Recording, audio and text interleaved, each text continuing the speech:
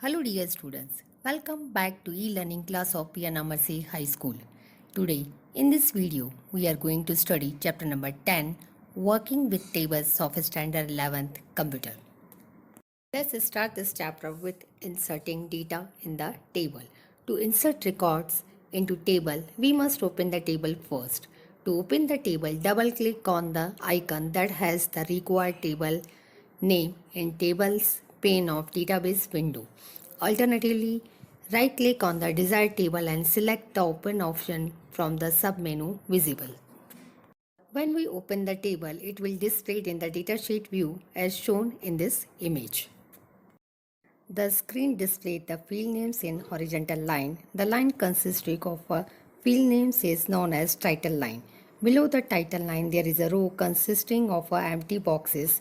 The job of filling all these empty boxes with appropriate data is known as data entry. There is a small box in front of the first field. This box contains a pointing arrow sign. This box is known as record selector box and the sign in it is referred as a record selector icon. Some of the record selector icons and their functions are mentioned below. The black pointing arrow icon is known as record pointer that indicates the current record of the table at given moment of time.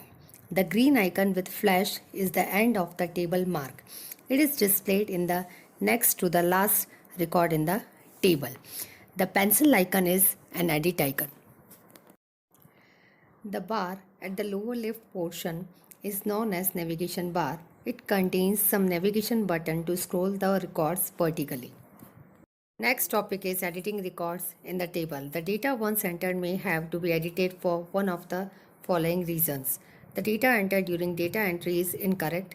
Second, after correct data entry, there is a change in the data value of the data. The process of correcting the previously entered data is known as editing. Next one is deleting records from the table. To delete any record from the table, open the table and select the unwanted records. After selecting record, it can be deleted in two ways. First, by pressing delete key from the keyboard or selecting delete option from edit menu. Second, by right-clicking the selected record and choosing delete record option from the submenu. Next option is sorting data in the table. Sorting the table helps in arranging the table in a particular order. Table can be sorted in one of the two ways mentioned below.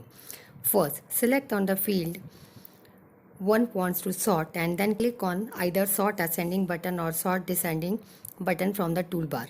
Second, alternatively, click on the sort button and a dialog box as shown in the following figure. Next topic is control data redundancy. Data redundancy is a term used for unnecessary duplication or repetition of data. Data redundancy thus leads to wastage of storage space and is inefficient for several reasons. To eliminate redundant data from the database, special care has to be taken to organize the data stored in tables. This can be done by using a technique called data normalization. Normalization is the process that suggests decomposition of single table into a multiple table, thus creating parent-child relationship. The table which contains primary key is known as master table. Topic is foreign key. Foreign key can be defined as a field or combination of fields whose values are borrowed from another table. When it is combination of more than one field, it is known as composite foreign key.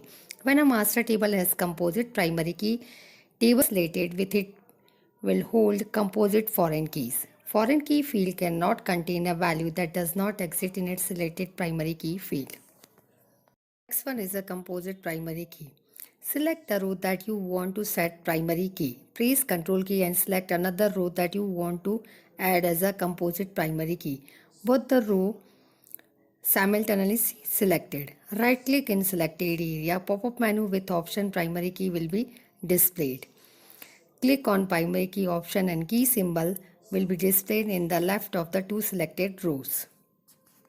Next topic is creating relationships between tables in base. Click relationship option from the tools menu, then select insert add tables. Alternatively, you can click on the add tables button. Add table dialog box with list of tables created in the active database will be displayed. Next topic is referential integrity. Record pertaining in the country table can be considered as a master or parent record, while record pertaining in the state table can be considered as transaction or child records. But what if now user deletes a parent record from the country table? What about its related record in the other tables? If the user decides to delete or update any record from master table, there must not be any entry in the transaction table without a related record in the country table. This content is known as referential integrity. Referential integrity principle can be stated as no unmatched foreign key values should exist in the database. The database designer shall choose and set one of the four options depending on the transaction requirement of the company. These option allows us to maintain referential integrity in database while performing an update or delete operation. First one, no action. No action states that a user should not be allowed to delete or update any record if its related record exists in some other table. Second, update cascade. Update cascade option states that if user is allowed to delete or update referenced values, all the related records should be automatically deleted or updated. Third one, set null. Set null option states if user delete or updates a referential field, all the related records will hold null values in the related field. Next topic is editing relationship. There can be a three major type of a relationship between any tables of the database. First, one-to-one, second, one-to-many, and third, many-to-many. First one-to-one relationship. One-to-one relationship indicates that one specific record of a particular table has one and only one corresponding record in the other table of the database. Second one-to-many relationship. In this type of a relationship, one specific record of particular table may have many corresponding records in the other related table of the database. Third one, many-to-many relationship. The many-to-many relationship occurs in the case of some specific record which has to be stored more than once in both the tables. Next topic is field properties. Some common field properties are: first one, auto value. If the value of an auto value is set to years for a numeric field, base can automatically increment the value for each new record. Second one, entry required. If we do not allow the user to leave such important field as blank at the time of data entry itself, we can achieve this requirement by setting the field property entry required. Third one, length. We can specify field size as per our required using length. Fourth one, default value. We can set predefined default value for particular field using default value.